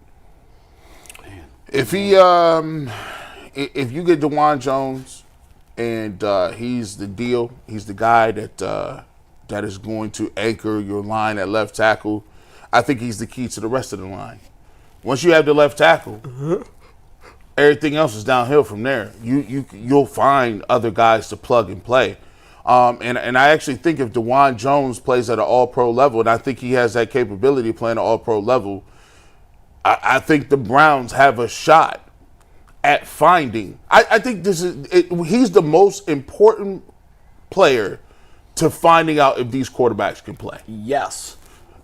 One of the most difficult things to do is... Especially Shedeur Sanders. You got Dylan Gabriel, who's already small in stature, or Kenny Pickett, or any of these guys. But Shedeur likes to hold on to it. He keeps that football. If you're going to get a good evaluation of who's the best quarterback, you need a good run game, you need a good pass protector at left tackle, and you need the offensive line to gel and play a lot of games together. When you look at the Browns, when they were rolling a couple of years ago, they knew who were, even when they had Jed Wills, they knew Jed was a little bit of a weak link, but at the end of the day, they still, when they played games together consistently throughout the time period, they were a really good offensive line as a group. Bill Callahan. And if you get Dawand Jones to be able to keep that weight off, it'll be wonders for his joints. He'll have more flexibility in his ankles. He'll be able to bend more. He'll be able to deal with some of these speed rushers. And I think Dawand Jones can get you, I'm going to say it, 2 to 3 more wins than you would have gotten, because last year it was just, do you remember how in the first part of the season it was just sack after sack after sack after holding after pre-snap stuff. It was just nasty. But I think I'm encouraged because he came back in tremendous shape. He looks like he's down at least 40 pounds. See, I was surprised to hear only 20. Yeah, I think that's not accurate. Because I think it's more than that. He looks... I told you guys I saw him at the Sports Awards in February. And I literally, he was in the same box as I was, so I was standing right next to him, and we had a conversation, and I was like, what happened? And he's like, man, I've been working hard. I feel good. And I would have guessed at that time 50 pounds. Now, he was in street clothes, and he was in a suit that was it was obviously cut for him, but he looked great. Like way more than 20. I do think he shed some weight after he ballooned to his highest point last year. I do think he shed some weight, so I don't know what he's using as his starting point. Right, yeah. I wonder if it's from his highest. I think he's down from more his than highest, 20. he's down way more than 20. I agree with that. It looked like it was painful for him to walk sometimes. Like, he couldn't move. He was immobile. He couldn't move.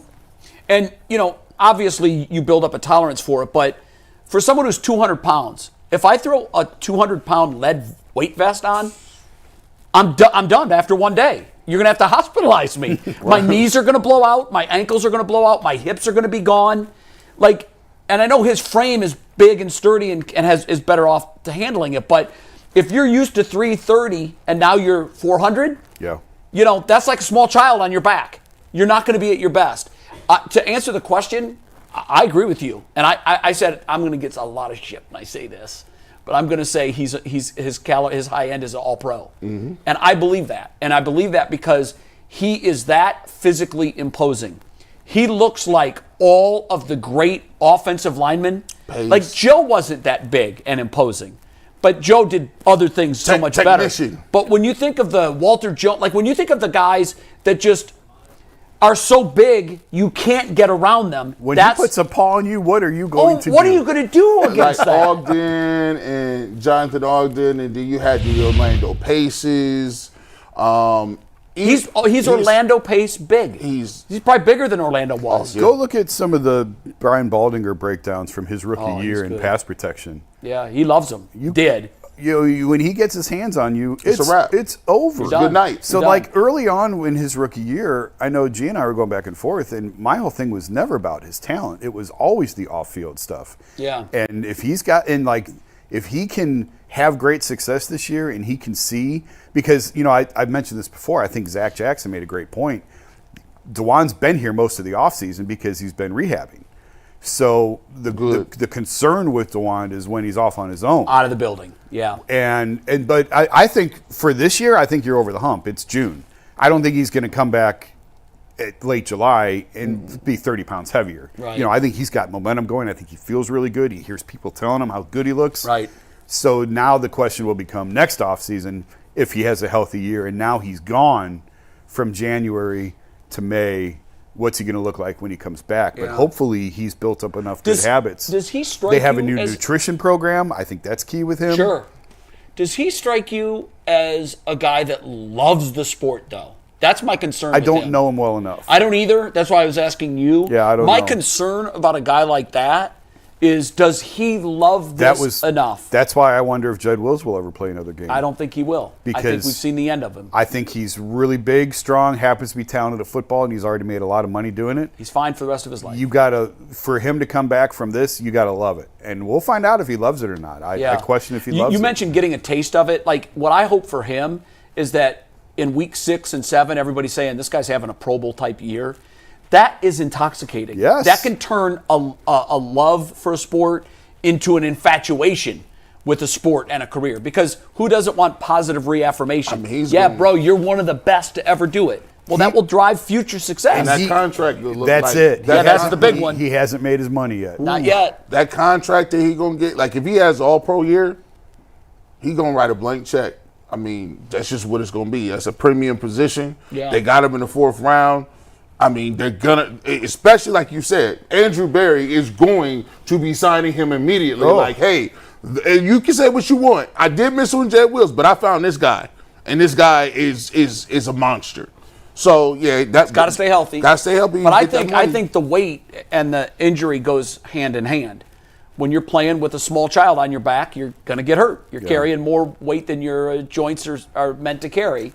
And I know it's a different sport, but I go back to Zadrunas and all the foot problems he had early in his career, and it looked like he was never going to turn into anything because, again, human beings aren't built to be 7 feet tall. No. Mm-hmm. And then he had the foot procedure where he had the bones fused. I don't remember all the details now. I'd have to go back and look.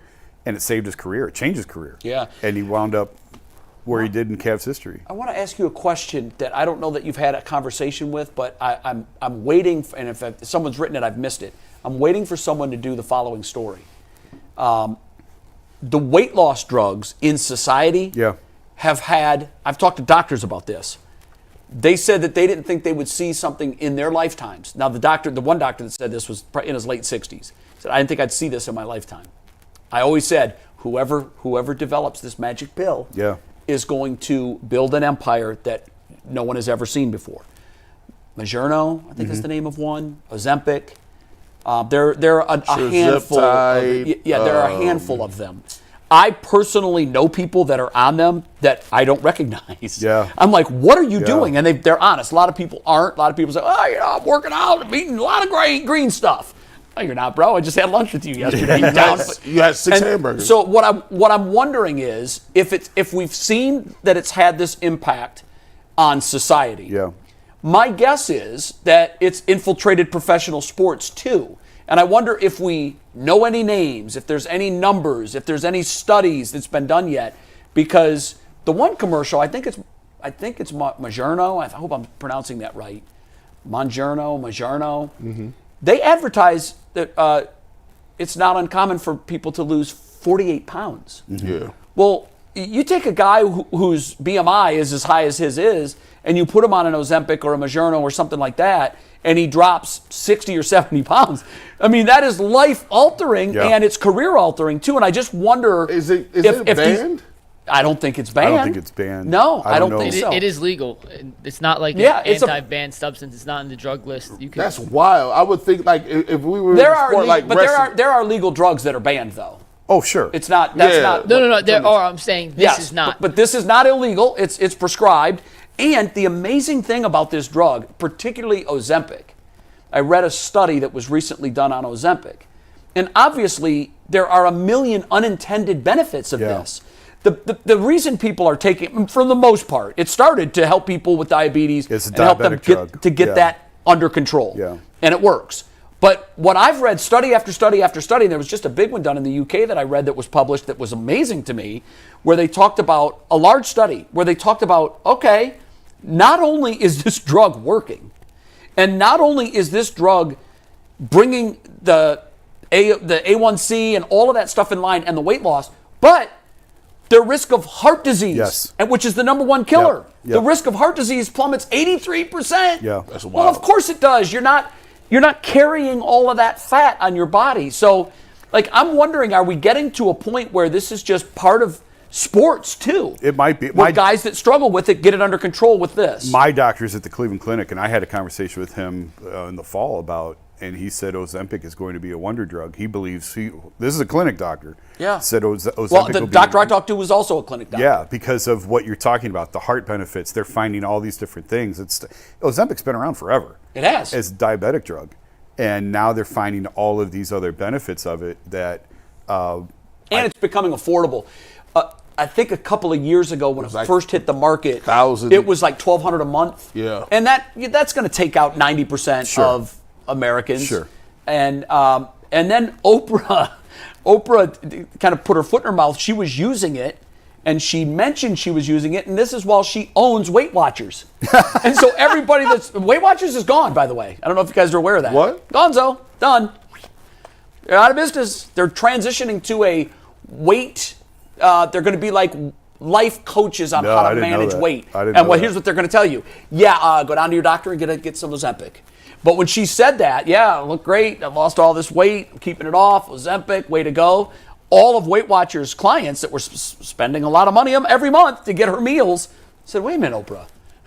You're selling me this, but you're using Yep, that, and it's yep, working. yep. And that was probably the worst thing for her business. But yeah, it's changing the world, and I think it's going to save guys' careers that are in that offensive line category, maybe even defensive line category, that can't lose the weight. And I'm wondering who will be the first pro athlete to get an endorsement with Ozempic. well, I think Charles Barkley got one, but He's not playing. He's not playing. No, yeah. I want to see the guy that's playing that comes out and says, I was 400 last year and couldn't stay healthy, and this year I'm 330 and Yeah. I'm a Pro Bowler. Yeah. Maybe it'll be. Maybe, Which I did And know. I don't even know. I shouldn't even be suggesting that he's using it. Which I I'm did. just wondering, is someone using it? Yeah. what y'all didn't know is when LeBron came back in 14, he already had the Ozempic. It's something else. Remember LeBron was 205 for like a hot second? and then he Oh, ran. did he get big when he was in high school? No, he was small. Like when he came back from the Heat in 2014, he pulled up. Oh, He went I on see a what crazy- you're saying. and I Okay. was like, crazy diet. I was like, Yeah. he was getting. He He was stopped eating pancakes. I remember a thing about he missed pancakes, and he did cut a lot of weight. Wow. Okay. Yeah, I don't know what. I thought you were talking about, and I don't know why. No. you Well, either went there. way, we're hoping Dawand stays healthy. Jay, I agree with you. If he's healthy, he's got all pro caliber potential. So Yeah. for the Browns, for Dawand, great progress, and we hope you stay healthy and have a successful 2025 year. All right, guys, 2 more topics to get to. This next one's brought to us by Monarch Money. Have you ever checked your banking account and wondered, where'd all my money go? Between dining out, online shopping, and entertainment, it's easy to lose track, and that's where Monarch Money comes in. It's your personal CFO, giving you full visibility and control over your finances. It's not just a budgeting app. It's a complete financial command center where you can track all your accounts, investments, and spendings in one place. So you stop just managing your money and start building wealth. Take control of your finances with Monarch Money. Use promo code LOCKEDONNFL at monarchmoney.com for 50% off your first year. That is monarchmoney.com. Promo code LOCKEDONNFL for half off your first year. All right, guys, next topic here. We have seen throughout the NBA playoffs that different role guys on different teams have basically swung series. We saw it against Cleveland with Indiana having Nembhard and Nesmith and some other guys make shots against the Knicks. Nembhard and Nesmith got all up in Jalen Brunson, forced him out of his comfortability. We saw in OKC, Caruso stepped up, guarded Nikola Jokic in the final couple of games of that series and swung the playoff series, essentially, for lack of a better term. My question today is, we know the Cavs roster can change. We know there's also a chance it could come back as it is basically built, at least by the core and foundation speaking. So, Jason, do you think the Cavs have a role player on the roster that is capable of swinging a playoff series at some point in the future?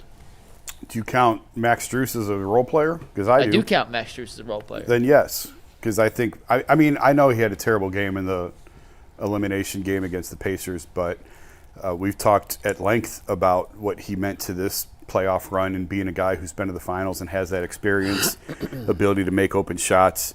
I felt like he was the player that Donovan trusted the most at a lot of points in this playoff run.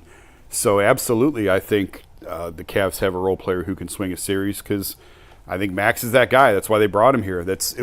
When you talk about the turnaround of the Cavs, I can point to bigger moments, but getting Max Strus to agree to come to Cleveland and sign the free agent contract that he did was a pretty big moment for this franchise, for a team that has always struggled to sign free agents.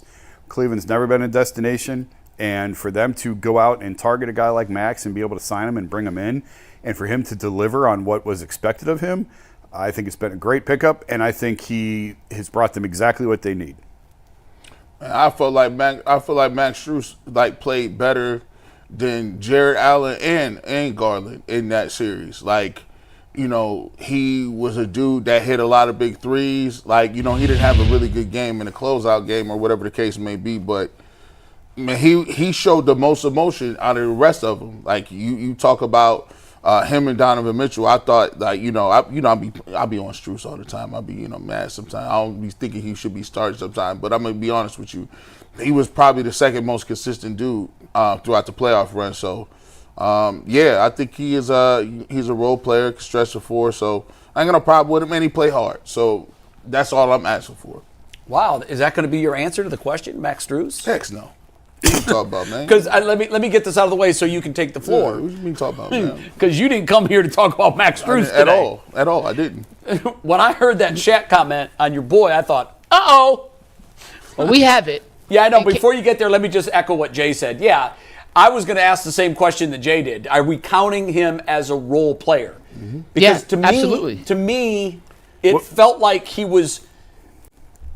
When you talk core four, you don't talk Max Strus. I know, but to me, a role player is somebody who comes off the bench. I don't think they have to be a bench player to be a role player. No, I know. That's why our definitions of it are different. Because I answer it this way: if you're not a starter, then you're a role player by definition. You're coming in and you're giving some minutes.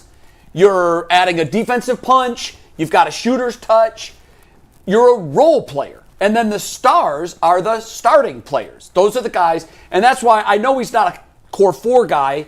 And so to me, he's kind of on that fringe. I think they use him more as a guy who I wouldn't call a role player because he's asked to do so much. And so for me, if he's a role player, yes, he can absolutely swing a series, 100%. I just don't know that we're actually hitting the definition of what a role player is. I think a role player is anyone who's not one of your stars, and he's definitely not one of the Cavs' stars. Okay, we just have different definitions. All right, so we're on the same page, Strus. But I definitely think the guy can swing a series. We didn't see it this year, but I love his fire. You mentioned his fire. To me, there's one guy that matches Donovan's I want to win more than I want my next breath energy, and it's Max Strus. Everybody else is like, yeah, this is cool, man. It's like a family pickup game. If we win, great. Too cool for school, yeah, bro. But these guys want to win more than they want their next breath. Too cool. I need more than two of those guys on my team. Yeah, and I actually think he swings the series more than Jared Allen, and he's part of the core four. You're right. I would agree with that. I mean, Max Strus can give you 2 to 3 things.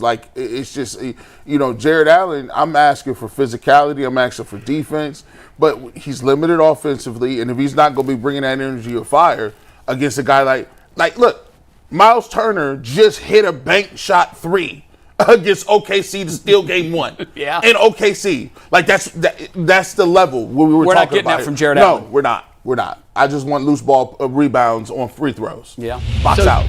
Right so there. what is your answer for the role player that can swing a series? As if I had to ask. G, before you go, should we just listen to Shaq first? Yeah, man. Listen, don't listen to G. Bush. I'm a little old G. Bush who likes to talk about shoes and stuff. Don't listen to me. Just listen to one of the greatest of all time, Shaquille O'Neal, one of the 50 greatest players, one of the most dominant players of all time. I think a dominant player knows what talent looks like. Go ahead, Shaq. Talk to him. I want to start a new segment, Adam and Shane. I want to call it "What the F*** Are You Doing?" Who are you talking about now? I'm going to go first. You ready? Yeah. To the Cleveland Cavaliers general manager. What the F*** are you doing? Why is Amani Bates in the G League? What the F*** is going on? This motherfucker can play. The last game you put him in, he had, 7 threes? Don't you think you need that for a championship? Whoever you are, general manager for Cleveland, what the F*** are you doing? And that was What the F*** Are You Doing? Brought to you by... That motherfucking play, man. Score. If I'm a coach, I want all the scorers I can. That motherfucking play. He been in the G League, 2 years? Boy, Shaq had to take his glasses off. He did them like this. Hey, listen, Cleveland Cavaliers. Man, you look so different with your glasses on. I know, bro. I know. I've never seen you with your glasses on, I don't think. Cleveland Cavaliers, Jason Lloyd, get on the phone and tell your friend, Kobe Altman, what are you doing? This man, Imani Bates, let's talk about it real quick. I don't understand what's wrong with people. I don't understand it. Like, we got Isaac Okoro. He averages a paltry 3 or 4 points in the playoffs every single year. But I can keep telling people, oh, Isaac, he fools you all regular season, and they leave him alone in that little corner over there, and he with colorful gym shoes, shooting bricks. He's not doing anything. Hitting the side of the backboard. Hitting the side of the backboard, running up and down the court. Just because, let's just repeat it, just because he hustles does not mean he's nice. Dean Wade, we got this man, 6'9", the vanilla wolf himself. During the regular season, he's cooking. He's hitting open jumpers. His beard is shaped up. He's locking people up. Did you just come up with that nickname, the Vanilla Wolf? The Vanilla Wolf has He's always been saying been here. that since the day Dean Wade had 7 threes in the fourth quarter against the Celtics. Vanilla Wolf. I haven't heard that, but I love it. And then we get to the playoffs, and Dean Wade is missing in action. Getting the ball taken from him in the front court, just sitting around, just looking spooked, looking scared. Let me repeat this. Just because he hustles does not mean he's good. You got 2 guys. We can't see Jalen Tyson. We can't see none of them. And by the way, if you look at Imani Bates, and like Shaq said, all jokes aside, in the playoffs, you need a dude that can get you a bucket. When you need a dude to go unconscious. The great thing about the Pacers is when they got Neesmith, Mathern, and what's the other dude? Nembhard. Listen, they got all of these dudes, right? These guys are black dudes with white names. I don't understand how it works, but that's why I can't remember them. They got black, it's confusing. But guess what they do? They knock down open shots. They're athletic. And those are the little dudes that's been killing you. Not Halliburton. You get them all to Halliburton when you want to win at the end of the game, because that's automatically going in. But the shots that hurt you is these shots like that. From these dudes that's coming in, getting hot. You talk about Caruso with Oklahoma City. And you even go with Pascal Siakam, who spent a lot of time in the G League before he came up with the Raptors. If you want to win in this new collective bargaining era where you ain't got no money, they don't let you trade for everybody, you ain't getting no big threes, you better be developing somebody. You better have somebody coming off the bench. And what better way to do it than a guy who can hit 7 threes in a game from half court? Now, granted, does he have deficiencies? Sure. But when you're talking about a role player, you talk about a role guy, all you looking for is a trait. I'd rather take the 6'8" guy than Ty Jerome getting posted up. I would rather take the 6'8" guy in spurts over. Listen, he shoots the same as Sam Merrill, but he's 4 or 5 inches taller. And here, in my case here, Jason, you said it the other day. You have no choice but to accept this. You know what the Cavs? You know the key to their system was when they won a championship. There's 2 things. They unleashed Kyrie Irving, right? Mm-hmm. They unleashed him, say, listen, you ain't no point guard, just go out there and be a dog. They got a guy like that kind of in Darius Garland, right? They got a guy that can score a little bit. But you know what saved their season? They made this trade for Iman Shumpert and J.R. Smith. And J.R. Smith, people, he has a headache, he's this or that. J.R. Smith is the guy that don't care. He's unconscious on the court. He pulls up in circumstances where you're like, this is a horrible, I cannot believe J.R. Smith just hit that shot. They need a couple of him. And they got somebody that's for the cheap, on the low, that they could develop and give minutes to and work their way in. I ain't saying he a playoff ready dude today, but work the man in. And like Shaq said, come on, man. Come on, bro. He can play. Stop playing around. You've been in G League 2 years. I'll go. We're looking at each other like, who wants it first? Can we put his back of his basketball card up again? His stat page? Mm-hmm. Yeah. Yes, sure we can. Is this his 3-point shooting field goal percentage? Nope. Case closed. There you have it. Thanks for coming. One other thing that I would say on G. Bush's argument, G. Bush said, don't listen to me, listen to Shaq. Mm-hmm. Top 50 player of all time. Who's the greatest player of all time? LeBron. I know where I'll play along, Michael. Look, he would play around, right? You. Yeah. Okay, greatest player of all time. How's he doing in the talent evaluation department? How's LeBron doing in the talent evaluation department? Hey, let me tell you this, though. Just because you're good does not mean you recognize good. Let me tell you this. Kobe, let's talk about the list of inefficient players. Kobe was one of the most inefficient players of all time. Allen Iverson was inefficient. Bob Cousy was inefficient. Pistol Pete Maravich was inefficient. You're not saying that he's got some of their skill set. No. He can shoot from half court. That's undeniable. He shoots just as good as what's his 3-point shooting percentage? His shot-making ability is crazy. Hold on. What's his 3-point shooting percentage? 33. So this is his full G League stats. Okay. He's played 35 G League games. Okay. He's taken 391 threes in 35 G League games, averaging over 10 threes per game. He's shooting 33.8% on those threes. That's unserviceable. What do you mean? His shooting is unserviceable. Can you tell me? Because, by the way, this isn't the NBA, this is the G League. And, by the way, that's not the NBA regular season. We need him in the NBA playoffs. This is the red herring here. We do this all the time. We're actually doing it right now when it comes to football. We say that we need you to prove that you're earning minutes. But what do? We put you with inferior people. When you play with inferior talent and people that don't really want to play no defense or do anything, you say, well, that doesn't count because you're playing inferior people. We're like, well, listen, give me the opportunity to play with people. Do you think Amani Bates is going to take more open shots when he's playing with Donovan Mitchell or G League players? G League. He doesn't have the quality defenders out there. Well, Donovan Mitchell, when you're playing with starters, you actually have people that you're playing with that know what they're doing and can do their thing. He did start a game at least, right? He had seven threes in the game. I mean, he did have 7 threes in that game, but saying one game, good or bad, whether he had 10 threes or whether he went not 0 enough. for 10. It's not enough. It's a one-game sample size. He was 36th in the G League in scoring this year. 36th. Because they score buckets in the G League. They don't play defense. No, none. His 3-point percentage, he was 129th in the G League. And so if he can make half-court shots, but he also misses a lot more than he makes.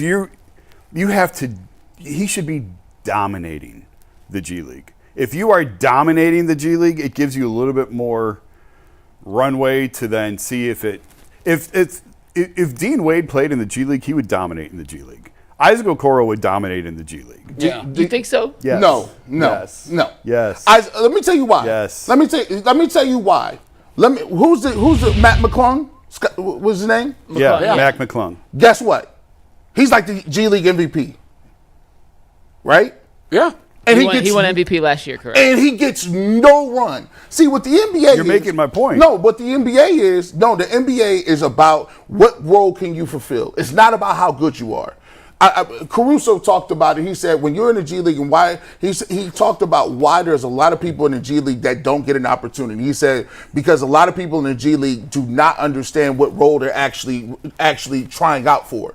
He's like, you got to fit a specific part, a specific role for specific minutes, and it takes luck to even if you got a stacked team. If you're playing for the Cleveland Cavaliers, right? Mm-hmm.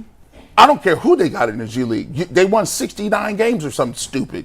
You're not going to be getting minutes on our roster. G, can I ask you a question on what you just said specifically? Yes.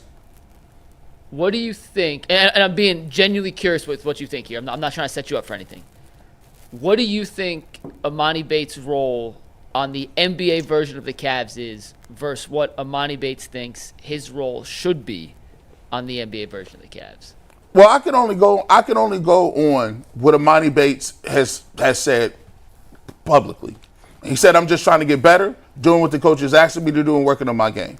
For Amani Bates, I think his role is a scorer coming off the bench.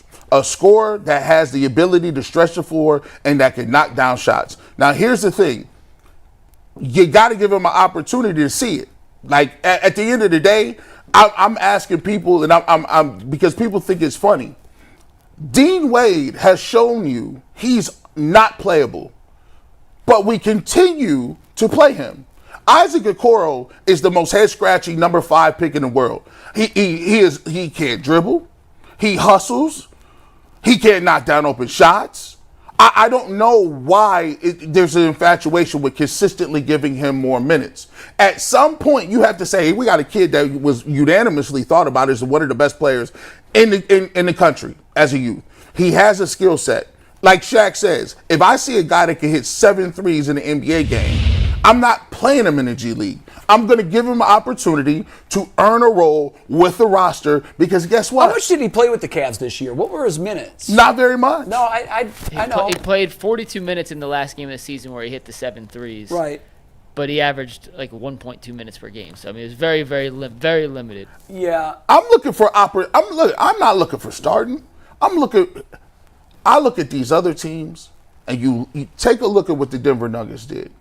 The Denver Nuggets won a championship not because of Joker. Yes, you had Joker.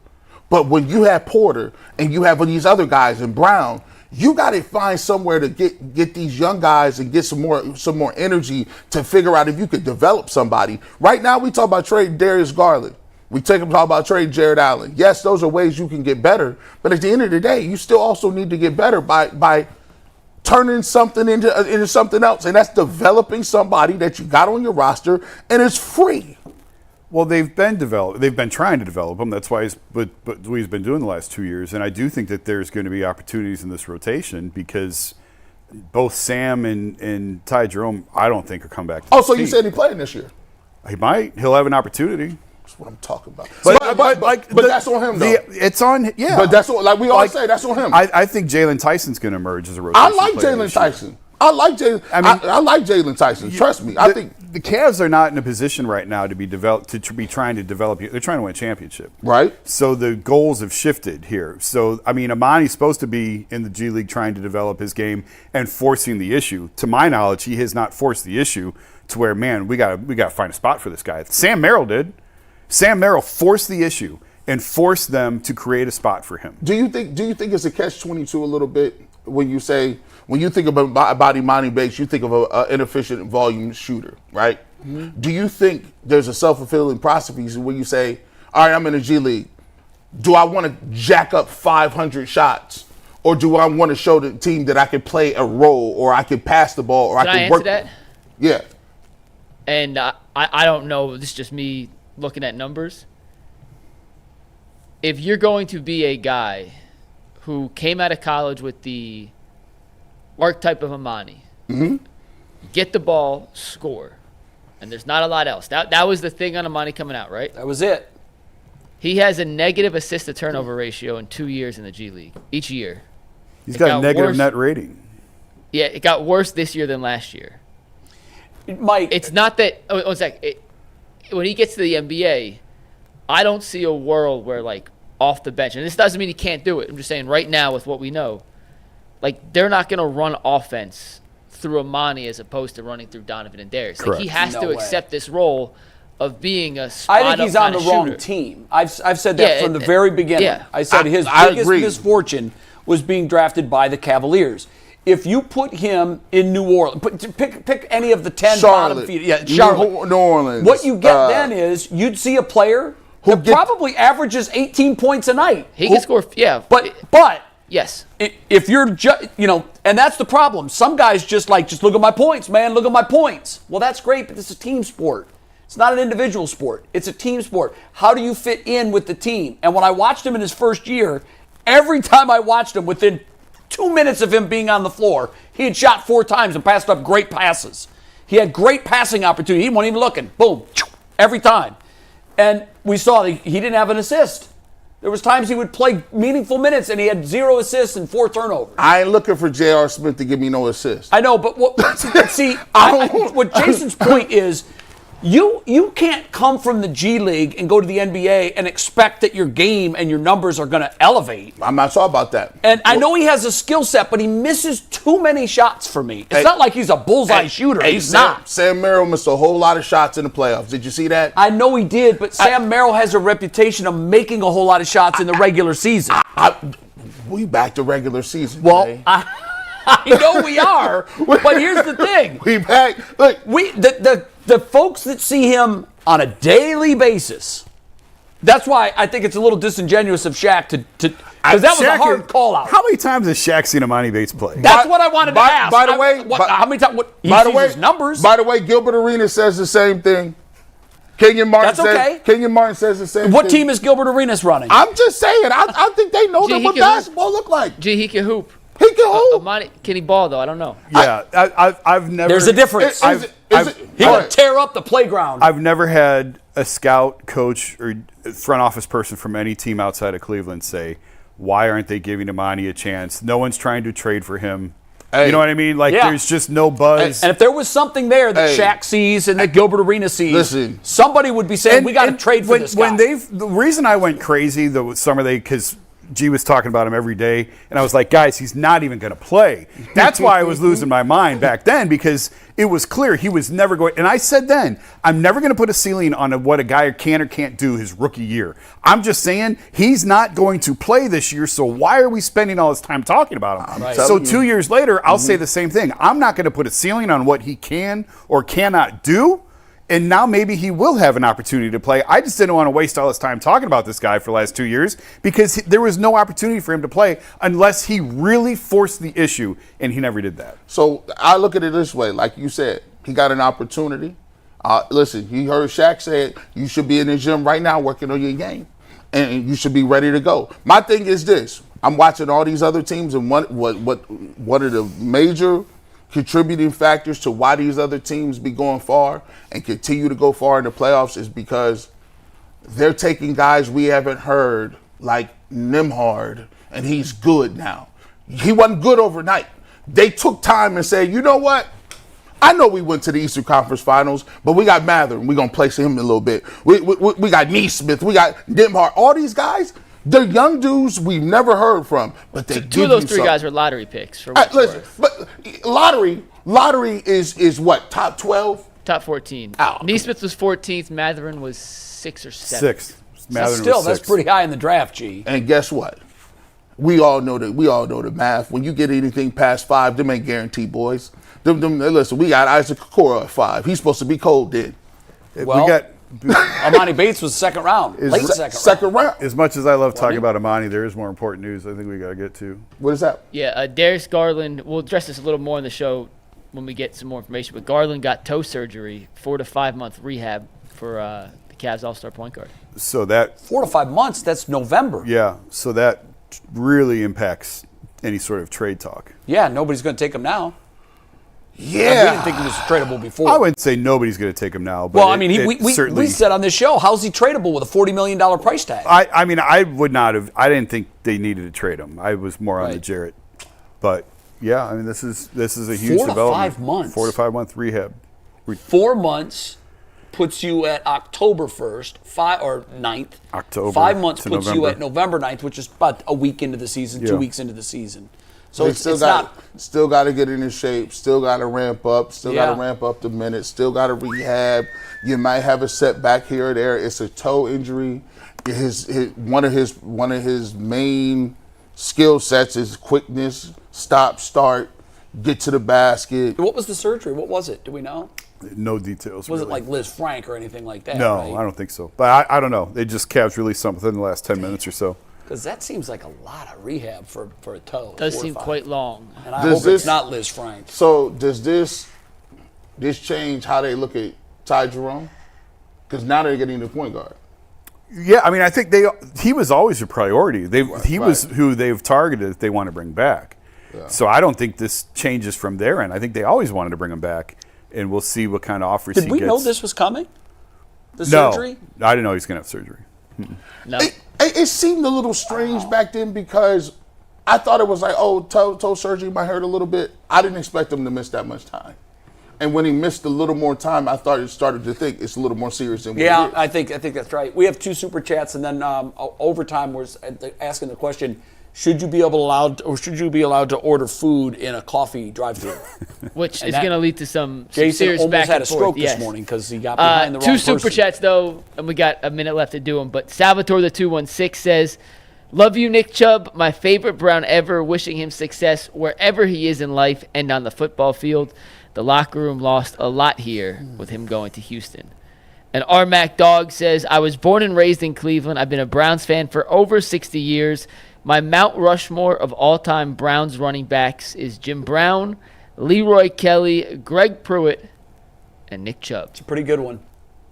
It's hard to argue with that for That would be mine too. That would be mine as well. There were some other good ones. I like Derek Metcalf. Hey, even man, though- you miss Lee Suggs. Virginia Tech's finest.